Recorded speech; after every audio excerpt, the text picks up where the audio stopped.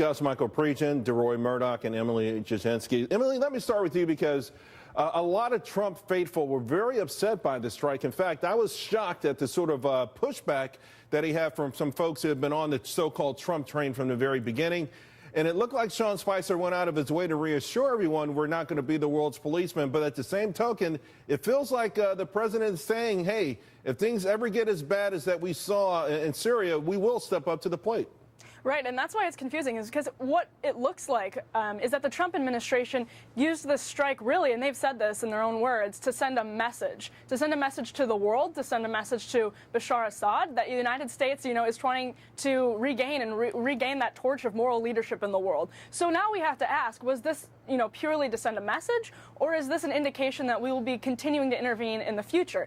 That's why that's what we don't have answers to right now, and that's what people are sort of, confused by, is that's what we really need to know. Is there more military intervention in the future in Syria? That's the question. Well, Mike, we know that the administration, obviously, I think there's a 57% approval rating on this. So outside of the infighting amongst GOP, the new GOP and the old GOP and the neocons, it feels like that this was a strike that needed to be done in a sense that America becomes sort of effectless, voiceless, or no one took us seriously. No matter what anyone thinks, at some point, everyone around the world had to go back to the drawing board. Yeah, this is a strong message. Not only did it hurt Assad, it embarrassed Putin, it sent a message to Tehran, sent a message to Pyongyang, and it sent a message to Beijing. One of the most important things, I think, is General Mattis and H.R. McMaster found out who their commander-in-chief was, and I think they're pretty happy with it. Well, did vice versa, though, that President Trump lean on them and sort of say to them, hey, you are my guys, and I'm not going to listen to perhaps some of the other voices in the White House, even those that helped propel me to the office? Well, the job to present a target package to the president was pretty easy because they've been sitting there for about 5 years with inaction. So H.R. McMaster said there were two plans. One target set had one base. The other target set had the other 6 or the other 5. So I think there will be another response, and those bases will probably be the targets. Well, Deroy, we've heard that there will be some economic sanctions, and Nikki Haley, more than anyone else, has really she's been the loudest hawk on this. And if you listen to her alone, it sounds like more military action is coming, and it won't take chemical warfare to spark it.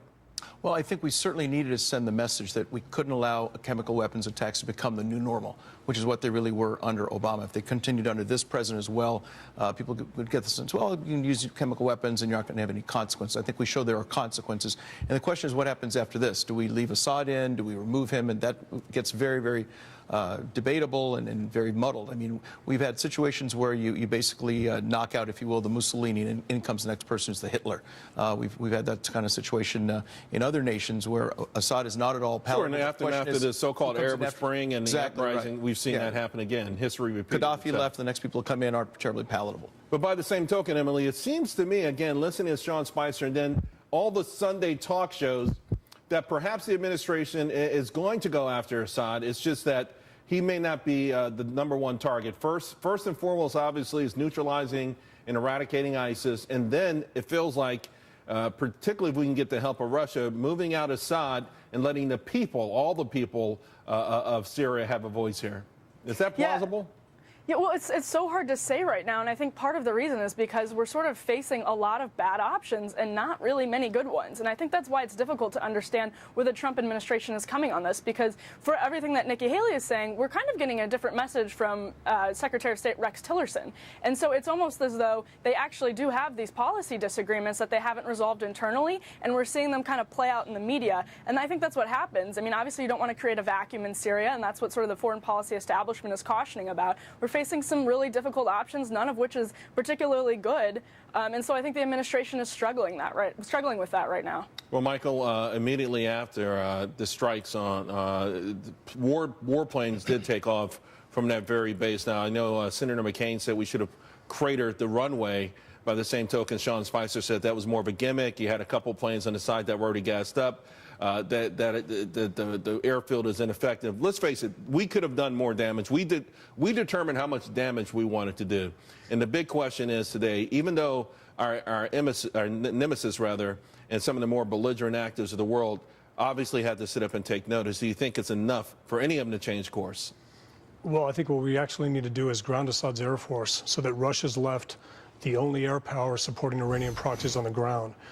Right now they have somebody to blame. If something goes wrong, they can always say it's Assad's jets. We have to remember, Russia has dropped cluster munitions on civilian populations. That's illegal. They've used white phosphorus. That's also illegal. What about these barrel bombs filled with gasoline? We should be upset every time a government uses weapons like that on a civilian population. It shouldn't take a chemical attack. It should, these cluster bombs kill more people, and a lot of times than these chemical attacks do. It takes a chemical attack to get noticed, and it should be, anytime a government uses its military to punish civilians, we should care. Deroy, what if it turns out this AP report is correct? We haven't been able to verify it yet, but what if Russia did indeed know in some way was, involved with Syria using chemical weapons? Does that change the narrative at all? Well, if they were aware, certainly does. If they're complicit, even more so. I mean, it's just going to create even more tension between us and Russia. I think what's really funny is just 2 weeks ago, we're talking about how Donald Trump was a puppet of Putin, and now it seems like the tensions are mounting, and whatever friendship supposedly existed there. The bromance is out the window. Yeah, the bromance is gone. That seems to evaporated suddenly. Well, isn't this in a way kind of good, though? We kind of know that Vladimir Putin has these sort of grand ambitions, and it might be sort of a blessing in disguise to nip them in the bud sooner rather than later for Donald Trump to see that, despite the fact that he extended an olive branch throughout the campaigning season, that this is a guy who's going to ignore it, and we need to take the right measures. Yeah, I think this overall action a couple of days ago sends a much better message than what we saw, especially towards the end of the Obama administration. We actually saw U.S. sailors being stopped in the Persian Gulf by the Iranian Navy, and on their knees, literally with their hands behind their heads. It was an incredible message and image of American weakness, and I think this helps to reverse that, and not a second too soon. Emily, Tillerson's going to meet his counterpart in Russia, his Russian counterpart. How do you expect that to all go down? Because the stakes obviously are high for all the parties involved, Russia, Iran, Syria, and North Korea. I mean, the so-called axis of evil redone to a degree. Sort of, they're lonely, though, in this world. The rest of the world really standing up and standing behind President Trump saying, hey, we love what you did. We needed that kind of leadership, particularly from America. Is this the right moment now to really force a hand on this small contingent of belligerent yet determined actors? Yeah, I mean, this is huge. This is obvious. This meeting in Moscow is obviously coming at a critical moment. I think really what Deroy was talking about is we're seeing now the evils of Vladimir Putin and the levels to which he stoops exposed to the American public, I think, in a way that they maybe weren't necessarily before. We have in perspective exactly what Russia is doing right now. That ratchets up the stakes for Secretary Tillerson a lot. People here at home are expecting him to be very tough on Russia after seeing what just happened. So, I mean, this meeting is huge. It's actually hard to understate or to overstate the importance of this meeting, coming at a really critical moment. All right, guys, thank you all very much. Coming up, ISIS claiming responsibility